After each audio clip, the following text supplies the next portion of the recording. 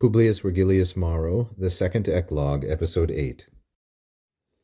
De spectus tibi sum nec qui sim quaeris alexi, quam dives peccaris nivei quam lactis abundans. Now a more particular scansion by dactyls and spondies, we have de spec tus tibi sum nec qui sim quaeris alexi. So spondy, dactyl, spondy, dactyl, and then a long and unkeps. Notice here the bucolic diaresis. The second line, quam di ves pecco ris nive quam lactis abundans. Once again, spondy, then dactyl, spondy, dactyl, then a long and unkeps. Once again, bucolic diaresis after the fourth foot. Remember, the bucolic diaresis means that the end of the foot and the end of the word coincide. So quam ends the fourth foot, and it's also the end of the word. That's a diaresis. It's a bucolic diaresis when it happens after the fourth foot. Now the translation. To you, de spectus sum, I am contemptible, or you look down upon me, nor do you ask, O Alexis, who I am, qui sim. You do not ask, quam dives, how rich I am in flocks. You do not ask how abundant or overflowing, how well supplied I am in nivei lactis, white milk. So it starts pretty simply with de spectus and sum.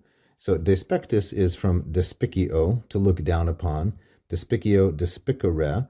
This is what we would call a third conjugation io verb, and in the passive it means to be hated to or hateful to. So sum de spectus, I am looked down upon, or I am contemptible to you, tibi. And tibi will be masculine singular and dative with the compound verb despicio, and it refers to Alexis. So here once again Coridon, the shepherd, is speaking, and he is complaining that Alexis shows no interest in him. I am contemptible to you, nec quaeris, nor do you ask. Now quaeris here is going to introduce three different indirect questions. The first indirect question which quaeris introduces is quae sim. The second is quam dives, and the third is quam abundans. So these two lines have two main verbs, two indicatives, de spectus sum and quaeris. The first one, de spectus sum, does not have any clauses dependent upon it, but the second one, quaeris, the second indicative, and quaeris, of course, is from quaero, quaerere, so it's second singular, present, indicative, and active. It means to seek out, to ask, to search for. Nor do you ask, O Alexis, here's our masculine singular vocative, nor do you ask three things. You do not ask, Alexis, qui sim, who I am. You do not ask is implied, quam dives, how rich I am in flocks or in herds, like these sheep below. You do not ask, quam abundans, how resourceful, how well supplied I am, nivei lactis, in white milk. So, dives and abundans, these are both masculine singular and nominative. They are serving as substantives. They are serving as subjects of the implied sim in each clause. You do not ask who I am.